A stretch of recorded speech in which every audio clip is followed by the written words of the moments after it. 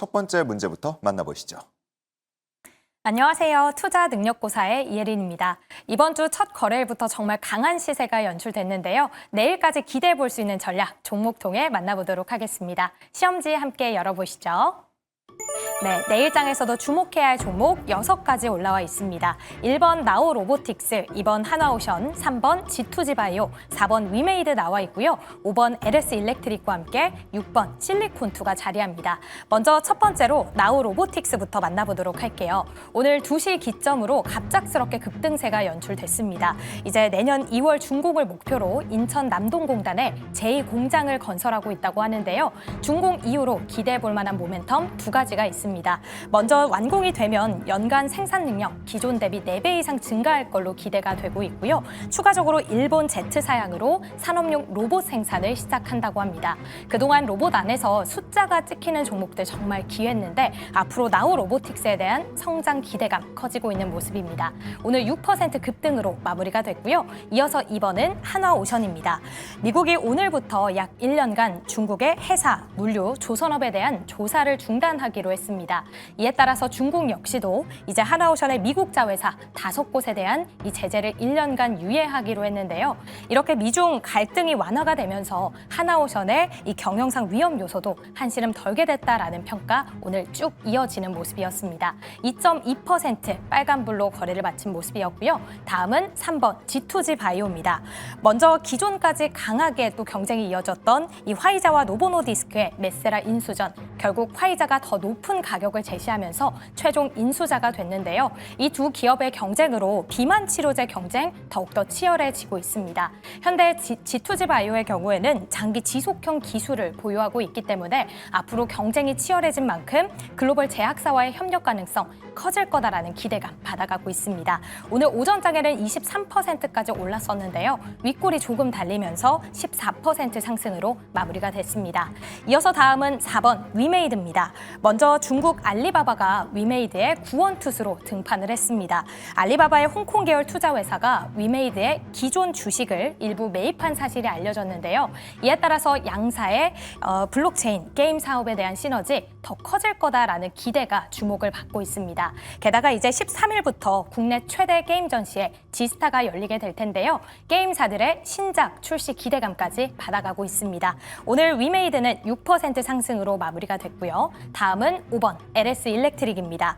최근에 미국의 50% 고율 관세가 이어지고 있음에도 하반기 이 국내 전력기기 업체들의 호황은 이어지고 있다고 합니다. 공급자 우위 시장도 계속 이어지면서 4분기는 물론 내년까지 이제 관세에 대한 타격은 거의 없을 걸로 보여지는데요. 추가적으로 수주 잔고 역시도 이미 꽉꽉 채워지고 있다고 합니다. 2028년 납기 주문 물량은 이미 끝이 났고요. 29년 물량을 주문받고 있다고 하는데요. 호황기가 계속 이어질 거다라는 기대감 받아가면서 9% 가까이 급등하는 모습이었습니다. 이어서 마지막 종목은 실리콘2입니다. 오늘 장중에 예상치를 웃도는 실적이 발표가 됐는데요. 매출은 무려 60% 급증을 했고 영업이익 역시도 48% 상승세를 보였습니다. 현재 전 세계 3,000개가 넘는 플랫폼으로 K 화장품을 납품하고 있는데요. 앞으로도 호실적은 이어질 거다라는 증권가의 전망 힘입어서 오늘 10% 오장 급등하는 모습이었습니다. 전반적으로 분위기가 좋았던 종목들 나와 있는데 내일은 어떤 종목을 집중해 볼까요? 함께 찾아보도록 할게요. 첫 번째 주식 남녀의 선택 보드를 들어주시죠. 반도체 전력 설비 가고, 조방원 가고, 그동안 못 갔던 종목들도 가고, 오늘장에서는 대부분 좀 상승이 많이 나와서 내일 어떤 종목을 주목을 해야 하나 많이들 궁금해하실 것 같은데요. 자, 두 분께서는 어떤 종목을 꼽아주셨는지 확인해 보도록 하겠습니다. 띄워주시죠.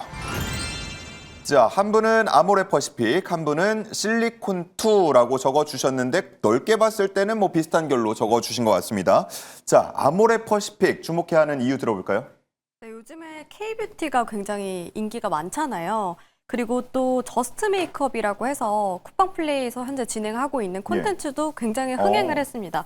현재 쿠팡플레이에서 1위를 차지하고 있는 걸로 알려져 있고 해외에서도 굉장히 흥행을 하면서 뭐 베트남이나 아니면 싱가포르 이런 곳에서도 인기 10위 안에 진입을 했다라는 소식이 들려왔는데 여기서 되게 재미있는 게 심사위원 중에서 참여하신 분들 중에서 아모레퍼시픽 수석 아티스트 분이 참여를 하셨어요. 심사위원으로. 그러면서 이 저스트 메이크업이라는 콘텐츠를 통해서 아모레퍼시픽 제품들이 굉장히 많이 나오더라고요. 뭐 헤라라던가 이런 제품들이 굉장히 많이 비춰졌는데 그런 만큼 글로벌 홍보 효과가 굉장히 클 거라고 생각을 하고 있습니다. 워낙 이 콘텐츠도 굉장히 이 흥행을 한 만큼 그런 것들이 향후의 실적 개선까지 이루어질 거다 저는 생각을 하고 있고요. 예. 그리고 기존에는 화장품 업종들이 대부분 중국 의존도가 굉장히 그렇죠. 높았잖아요. 예. 그런데 아모레퍼시픽은 아무래도 이런 업력이 길다 보니까 그런 탈중국 움직임이 계속해서 나와줬습니다. 뭐 예를 들면 중국에서 진행을 하고 있는 오프라인 브랜드 같은 경우에 온라인화하게 되면서 좀 비용도 절감을 하고 대신에 온라인 쪽에서 수익을 이끄는 그런 모습이 보였고요. 그리고 또 이외에도 뭐 동남아 쪽이라던가 미국 쪽에서 매출을 증가시킴에 따라서 이번에 3분기 영업이익 같은 경우에는 전년 대비 41%나 증가를 했습니다. 그래서 이런 부분들이 반영이 되고 있고 향후에 한한령 해제까지 이루어지게 된다면은 더 큰 폭으로 개선이 되지 않을까라고 생각을 하고 있습니다. 그리고 워낙 아모레퍼시픽 안에 있는 브랜드들이 굉장히 많잖아요. 뭐 헤라라던가 설화수, 뭐 이니스프리, 에뛰드 다양한 브랜드들이 많이 있는데 브랜드들이 워낙 많고 이 브랜드들이 이제 막 생겨난 브랜드가 아니라 워낙 오래된 브랜드다 보니까 이 그 사용을 하는 사용자들 연령대라던가 아니면 뭐 그런 뭐 유명한 색조 화장품, 뭐 기초 화장품 이런 것들이 한 가지씩은 있습니다. 그러다 보니까 사업이 굉장히 다각화된다는 장점이 있는데요. 뭐 예를 들면 에뛰드라던가 이니스프리 같은 경우에는 10대나 20대들이 굉장히 많이 사용을 하고 있고 설화수 같은 경우에는 중년분들이 굉장히 많이 사용을 하고 있고요. 뭐 라네즈 같은 경우에는 뭐 30대부터 40대까지 많이 활용을 하는 브랜드입니다. 그러다 보니까 이렇게 사업이 다각화됨에 따라서 매출을 좀 방어할 수 있는 그런 기업이 아닐까라고 생각이 들어서 화장품 섹터 중에서는 가장 좀 먼저 보고 있는 종목이다라고 말씀을 드리겠고요. 차트적인 부분으로 봤을 때 워낙 좀 몸집이 있는 종목이다 보니까 최근에 뭐 상승 흐름이 이어지고 있기는 하지만 다른 종목들에 비해서는 다소 좀 부진한 모습인 건 맞았습니다. 그런데 제가 앞서 말씀드렸던 것처럼 콘텐츠 흥행에 따라서 굉장히 부각이 될 가능성이 높고 지금 단기적으로 봤을 때는 14만 8천 원 구간까지는 좀 올라오지 않을까라고 생각을 하고 있어요. 게다가 이렇게 다른 화장품주들이 올라갈 때 같이 또 따라가는 경향이 있잖아요. 대장 역할을 하기 때문에. 그래서 단기적으로는 14만 8천 원으로 잡고서 대응을 해보는 게 어떨까라고 말씀드리도록 하겠습니다. 예. 지난주 금요일에 거래량 동반해서 장대 양봉 나와줬고 오늘 장에서는 이제 음봉으로 마감이 되긴 했는데 여전히 뭐 기대감은 크다라는 말씀을 해주신 것 같습니다. 자, 이 아모레퍼시픽과 써주신 실리콘투에 뭐 또 공통점이 있다 그러면 최근에 사실 K뷰티주들의 실적 발표를 보면 조금 희비가 나뉘고 있는데 이 두 종목은 좀 웃는 종목이다라고 볼 수가 있을 것 같아요. 네, 맞습니다. 일단 뭐 K뷰티가 뭐 전 세계적으로 흥행을 많이 하고 있다 보니까 이 수출을 하고자 하는 기업들이 굉장히 많습니다. 그런데 사실 단독으로 이제 수출을 진행하기엔 사실상 좀 힘든 부분이 있죠. 왜냐하면 해외 시장 진출을 위해서는 많은 자금이라든지 또 현지 노하우라든지 파트너사가 있어야 되기 때문인데 이 실리콘투를 이용하면 굉장히 편안하게 글로벌 주요 지역으로 수출을 할 수가 있습니다. 그래서 글로벌 화장품 유통을 도와주고 있는 회사가 실리콘투라고 보시면 될 것 같고요. 현재 뭐 유럽이라든지 미국, 중국, 동남아시아 할 것 없이 실리콘투가 지금 진출하고 있는 이 유통을 도와주고 있는 국가들이 계속적으로 다변화가 되고 있는 것도 장점이라고 보시면 될 것 같고요. 특히나 지금 해외 법인이 한 12개 정도 있고요. 그리고 현재 이제 물류 인프라가 한 6개 이상이 있기 때문에 이거를 필두로 해서 업체들을 계속적으로 적극적으로 도와줄 수 있는 그런 회사라고 보시면 될 것 같습니다. 자, 그리고 실제로 이 회사가 글로벌 유통이 쉬워 보이지만 사실 이게 후발주자가 진입하기가 상당히 좀 어렵다고 볼 수가 있는데 대규모의 투자 자금이 필요한 그런 산업이기도 하기 때문에 일단은 경쟁사들이 들어오기가 사실 쉽지가 않습니다. 그래서 실리콘투의 어떤 시장 점유율은 앞으로도 계속적으로 높은 수준에서 유지가 될 걸로 보고 있다. 이렇게 보시면 될 것 같고요. 지금 사실 실리콘투를 이용해서 유통을 하고자 하는 브랜드들도 많고 이를 통해서 제품을 받고 싶어하는 글로벌 리테일 기업들도 많기 때문에 중간에서 상당히 유리한 위점입니다. 그래서 가격 협상력을 높일 수 있는 상황이어서 점차적으로 마진도 늘어날 수 있는 가능성이 높다. 이렇게 보시면 될 것 같고요. 뭐 미국, 유럽 다 전부 다 지금 적극적으로 진출하고 있고 동남아 그리고 남미 쪽까지도 지금 기대를 해볼 수 있는 부분들이 커지고 있다. 실제로 이제 실적 발표를 최근에 했습니다. 최근에 했는데 영업이익이 전년 동기 대비해서 3분기 때 거의 50% 가까이 급증하는 모습들을 확인을 해줬고요. 그다음에 일단 관세에 대한 우려감이 좀 있었는데 예. 관세를 뚜껑을 열어봤더니 브랜드사가 분담을 했더라고요. 그리고 그런 부분들도 있었고 추가적으로 가격 인상 효과들도 있어가지고 관세 충격은 굉장히 약했던 미미했던 그런 섹터였다라고 보시면 될 것 같습니다.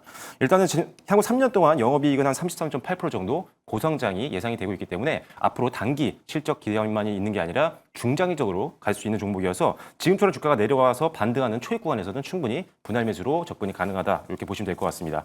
가격적인 전략은요. 상단에 있는 매물 저항대를 고려해보면 좋을 것 같습니다. 그래서 55,000원 정도를 1차 목표가로 제시를 해드리겠고요. 손절 라인은 전저점보다 약간 아래로 잡아드렸습니다. 37,000원으로 제시를 해드리도록 하겠습니다. 네, 좋습니다.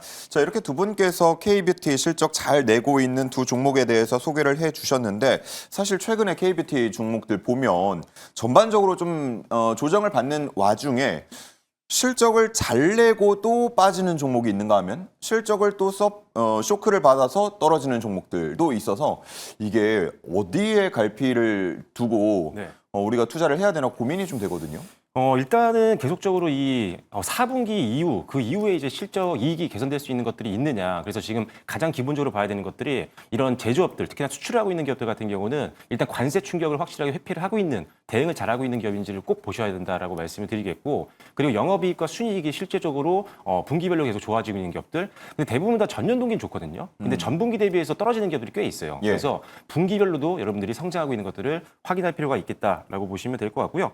일단은 뭐 실리콘투어 같은 기업들은 뭐 실적에 대한 기대가 계속 있는 종목들이니까요. 실리콘투어 같은 종목들처럼 실적에 무난하게 성장하고 있는 기업들 위주로 보시면 좋을 것 같습니다. 네, 좋습니다. 자, 6가지 종목이 제시가 됐는데 두 분께서 골라주신 건 K뷰티 쪽이었습니다. 계속해서 주목을 해보도록 하겠고요.